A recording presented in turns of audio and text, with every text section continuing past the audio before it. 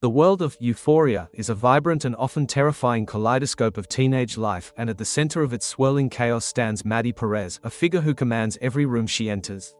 To watch Maddy is to witness a performance, a meticulously crafted spectacle where her sexuality is the main attraction. It is loud, it is bold, it is undeniable. But to simply label Maddy as sexual is to miss the profound complexity of her character. The real question becomes, what is this performance truly for? Is it a tool for power, a method of control, or a suit of armor she dons to protect a vulnerable heart?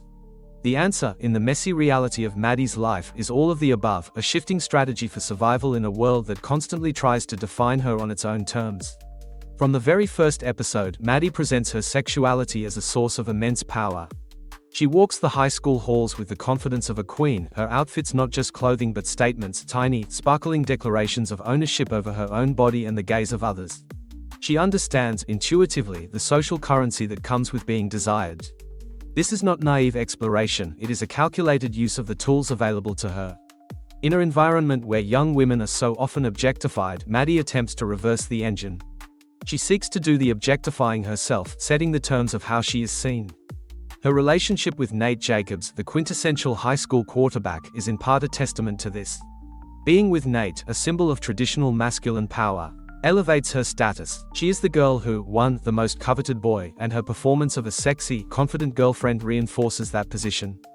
It is a power play, a way to assert dominance in the social food chain and to feel, even momentarily, that she is the one in charge of the narrative.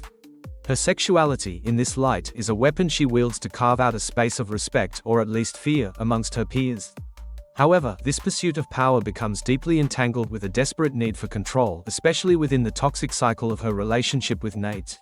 Here, the performance twists into something darker. Nate is abusive, manipulative, and violently possessive. In a dynamic where she has very little actual control over his actions, his temper, his infidelity, Maddy's sexuality becomes one of the few levers she believes she can pull. She uses it to placate him, to calm his rages, to reel him back in after a fight. There is a heartbreaking scene where, after a terrifying outburst, she dances for him, her movements both alluring and tense, a peace offering written in the language of her body. In these moments, her sexuality is a bargaining chip, a currency for temporary safety or a fleeting sense of connection. It is also a means to control the narrative of their relationship to the outside world.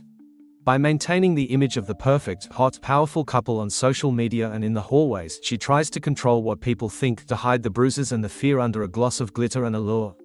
This performance is a cage, but it is a cage she believes she is designing, a tragic attempt to manage the unmanageable violence in her life by mastering the only domain she feels is hers to command: her own desirability. Beneath the pursuit of power and the illusion of control lies the most fundamental function of Maddy's performance: it is her armor. The show offers us fleeting, crucial glimpses of the girl behind the facade. We see her in quiet moments with her mother, who is trapped in her own unfulfilling life, or staring at herself in the mirror with a look that is more exhausted than defiant. Maddy is deeply aware of the limited scripts available to a young woman from her background in a world that values her mostly for her looks. Her sexuality, therefore, becomes a protective shell. If she is going to be looked at, she will dictate exactly how. If she is going to be judged, she will give them a character so bold, so unmissable, that they might not see the insecurity and the longing underneath. The extreme makeup, the dramatic clothing, the unshakable attitude, these are all pieces of this armor.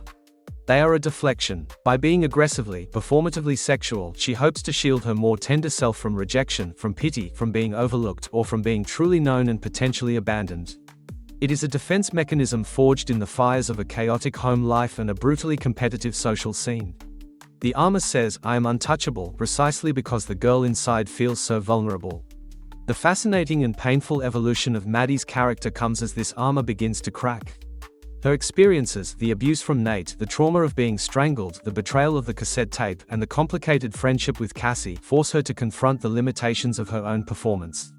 She starts to see that the power it gave her was often an illusion, easily shattered by a man's violence. The control it offered was fragile and came at the cost of her own dignity and safety.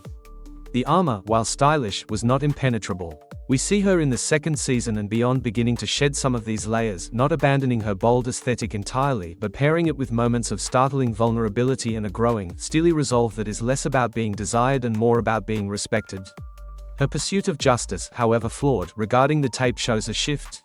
She is beginning to channel her formidable will into avenues that are not solely tied to her sexuality. She is slowly, painfully, trying to find a voice that is not a performance for others but an expression of her own anger, hurt, and ambition. In the end, Maddy Perez's performance of sexuality is a survival strategy, a multi-purpose tool forged in the crucible of adolescence, toxicity, and a search for identity. It is power, in the sense that it is an attempt to claim agency in a world that grants it sparingly to young women. It is control, in the tragic sense of trying to manage the unmanageable forces in her life by perfecting her own role. And, most poignantly, it is armor, a glittering, dramatic shield meant to protect a deeply sensitive soul from a world that has shown her both adoration and cruelty, often in the same breath. Her story is not about whether this performance is good or bad, authentic or fake, but about why it exists. It is the language she learned to speak to navigate her reality. The true hope for Maddy, and the heart of her journey, lies in the possibility that she might one day feel safe enough to put the armor down. To discover who she is when she is not performing, and to find a power that comes from within, not from the gaze of others. Her journey reminds us that for many young women, sexuality is not just a personal expression but a complex dialect, a tool and a shield used in the daily, high-stakes theater of simply trying to survive and be seen.